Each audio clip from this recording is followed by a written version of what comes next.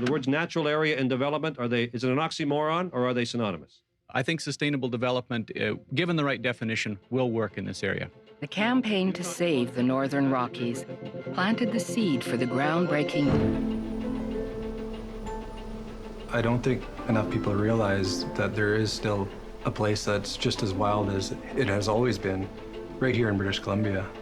I probably describe the Muskwa-Kechika as being a sanctuary of wilderness in a world that's moving too quickly. There's nothing really left that's like it.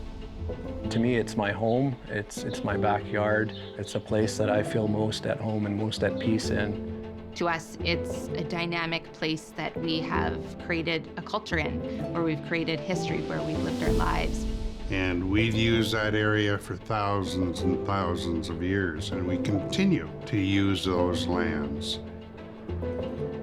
I feel the world in a different way when I'm out there. And if I can communicate that feeling to others, I think that ultimately will speak for its protection. It's big enough that if you put one end of it on Vancouver, the other end would pretty much reach Prince George. That's the kind of scale we're talking about. You can travel the world and you will never find these unroaded stretches of wilderness. The Muskwa-Kechika has more large wildlife in greater abundance than anywhere else in North America. Caribou will run right up to the horses. Grizzly bears will sit there on the side hill and chew their grass and watch you. Valleys and mountain peaks and river valleys that go on for miles without a bridge or a road or a resort or anything like that. It's just as wild as it has always been. And I think for me, it's really, really important that people realize that it's there, because not enough people know that the Muskwa-Kechika exists.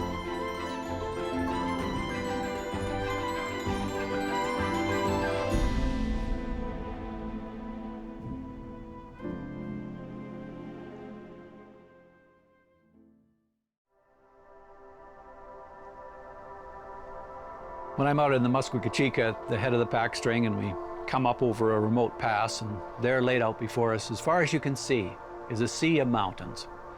And you know, in those mountains, there are no roads. There are no towns, there's no cities, there's no power lines, there's no pipelines. This area is pristine. And being there and knowing that you're experiencing it in this way, and that other people have experienced it in this way for thousands of years, that continuity, I think, connects you in a much deeper way to history, and not only looking back, but looking forward too, because I think this land will be left for others when we pass off the scene. And knowing that you've had a role to play in maintaining that for those future generations, I think is so fulfilling. It's way bigger than, you know, I am, for instance, and more important. And I think being connected to that, you know, just drives me on. And makes me see the world in a much more holistic and inclusive way. It's very important to me.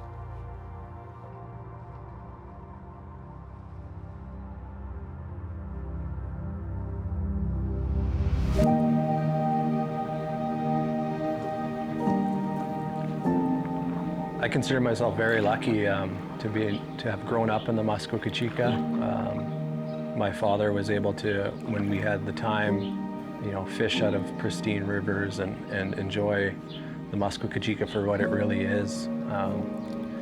And as I know the case for a lot of our people, not only Indigenous but non-Indigenous in the North, that's our way of life. You know, bringing our children and our families into these wild areas that are at our doorstep. And when we do that, it makes us feel whole, it makes us feel grounded. It always brings us back to a more simple state. And that's the plan, and that always is the plan. You develop these habits of going into the wild and, you know, escaping from our modern realities. And I just want my children and my children's children beyond that to be able to have that experience.